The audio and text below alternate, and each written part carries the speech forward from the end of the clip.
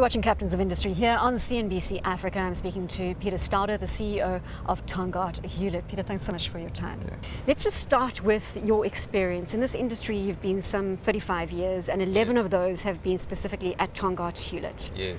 Why this industry? Look, I think first of all, when you work so long in the same organization like I did, we've gone through quite a few big changes. I think essentially when you reflect back where we were in the 70s, 80s and the early 90s, it was a typical diversified South African corporate.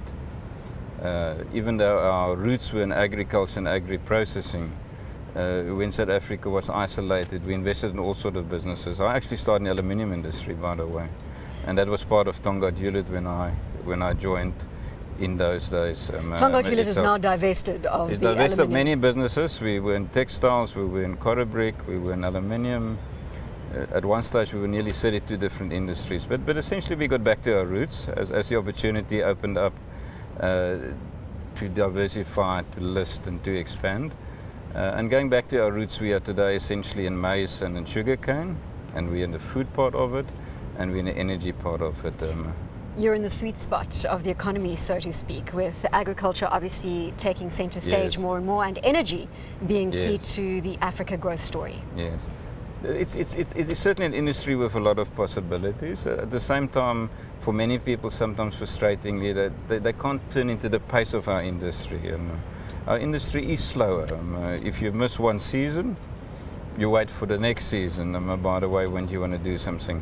But even within that pace, we are at times able to do some quite dramatic shifts and quite dramatic things. The socio-economic political dynamics of our organization is quite deep. So when you look at our organization, you find that the psyche of sensitivity, of appetite for dealing with socio-economic issues, dealing with social innovation, dealing with social sustainability is just quite a deep part of our psyche of our business, and that's often where we celebrate. Last year we celebrated that we actually established more than 25,000 hectares in total in this region for black cane farmers itself in South But Africa. it must be a difficult balancing act to fulfill the needs of the communities, Yes. as well as to perform or to keep in line with your own corporate profitability as a private company. Not a private, public company. Yeah, we ourselves, many people, the natural instinct sometimes when you talk about it is to think that you're taking value away from the shareholder because you're looking after the black farmer. I often see it a lot more like bean sprouts coming out of the ground, and if they stand next to each other, they all support each other itself, and at the end of the day, all the stakeholders benefit from it. So as we see more black farmers are more successful, giving us more cane, our mills become fuller. As our mills become fuller, everybody benefits. And when you look through our track record of the different stakeholders, on the shareholder side, if you bought a Tongaat Hulett share when I became the CEO, you would have paid 28 Rand for the share. Today, it's touched recently 1 Rand for 140 Rand. In the meantime, we've paid like 45 Rands worth of dividends. You got the Hulett listing in the process. So as a shareholder, you're not unhappy.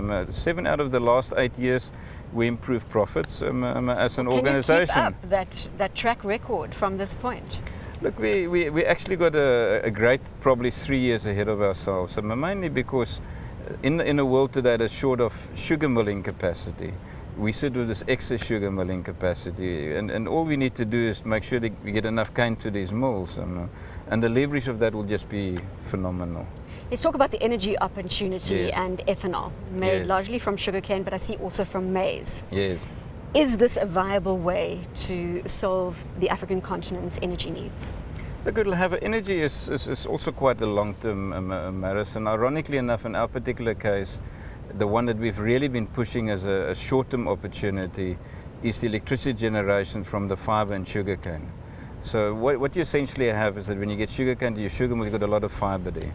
Traditionally, you put it into a boiler, low-pressure boiler, an alternator, and you generate about a fifth of the electricity you could generate out of that fiber. The opportunity there is with new technology to actually generate a lot more electricity out of that. The typical sugar mill in South Africa can generate 55 megawatt, but to do that, you need to invest some 3 billion Rand itself. Now, to invest 3 billion Rand, just thinking you'll somehow sell it into the market, nobody who's responsible CEO does that. So then you get back into the regulatory framework conversations. And I've got a lot of empathy for the people who've got to deal with regulatory frameworks, competing forces, Is that one different of the biggest opinions. challenges? And there we're quite close, by the way. I do believe we're now very close to getting the regulatory framework, the bidding process in place in South Africa that will facilitate more electricity generation at the sugar mills. The ethanol one has got similar dynamics to it. When you talk to people, when I speak to Minister Peters, I'm Minister of Energy in South Africa, you'll get all excited, and that's right, you should be excited. With all the jobs that could be created, turning raw sugar exports into ethanol production. But it takes time, these things.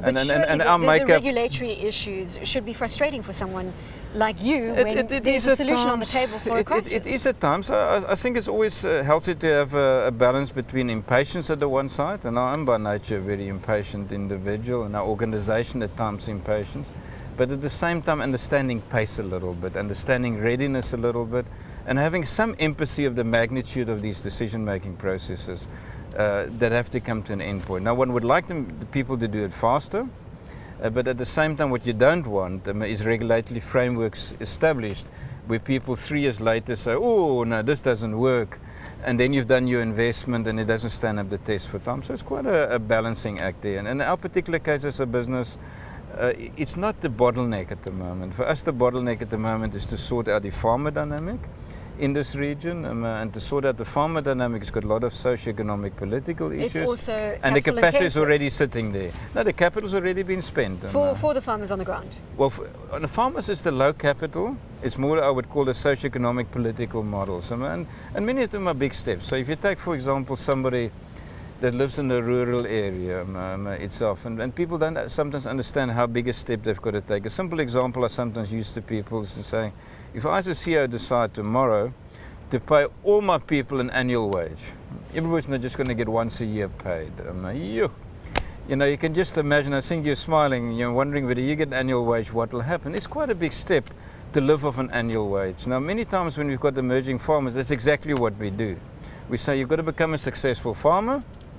You'll get only once a year the income when your crop gets paid. Now that's one hell of a step. So what we then do, what I call social innovation and sustainability, we try and help that middle ground. We would like them to be commercial farmers one day, if they could, get an annual income, budget for the whole year, etc. But we find new models. One of the models we, for example, got in South Africa on the farmer side is we've convinced the government, it wasn't hard to convince them, that in sugarcane farming, when you put the root down, you can use the same root for 10 years, by the way. And that's the big investment. That one of the better infrastructure investments you can do for a rural area is to give the emerging farmer these roots as grant funding. So he's got a big kickstart in life that he can start. And have regulators bought into this? We've got 185 million, by the way, in this last 18 months on that scheme. And we didn't control the budget. We help people put those roots in properly. But now you've got a kickstart. Now you've got a root that you're going to cut every year. You're going to get an income. Now you've still got to go in terms of a social model to help people to make some transitions.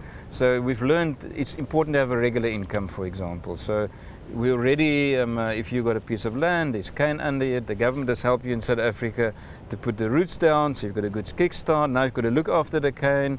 A year later, that cane will be sold itself. So we give what we call more like a lease payment for that particular area. So you've got a regular income coming through.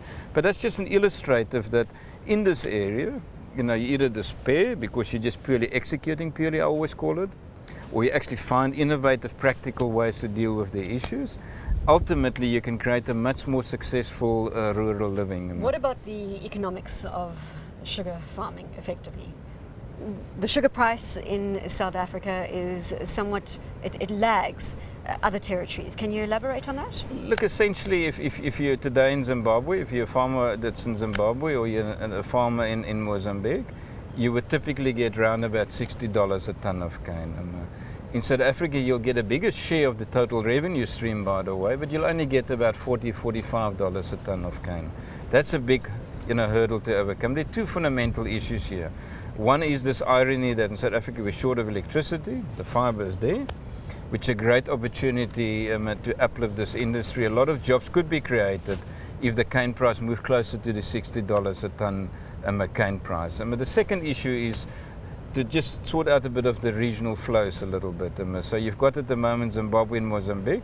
They've got unlimited access to the EU, which is a much higher price market. You've got South Africa next to it that hasn't got unlimited access to the EU. The secret in that is, by the way, to get regional sugar flows to go better. Our own view is, when you look 3, 4, 5 years out from today, the cane price will probably be very similar to the regional cane price as it is at the moment. Let's touch on your Mozambique Yes, operation. yes. You've seen great increase in production Yes, on yes. that front. What have you got right in that territory? Look, essentially what happens in our increases is there's always a star, you know. So Mozambique last year was the star. By the way, this year Zimbabwe is the star in terms of Up from increasing sugar 44%, production. is that right? We haven't given the number out yet for Zim, but this season is going to be Zimbabwe is going to be the star. But last year, yes, in Mozambique, a 42% increase in sugar production. That was mainly triggered from a big investment at our Shinovan sugar mill close to Maputo. And then the typical project issues that you had to overcome to get to that.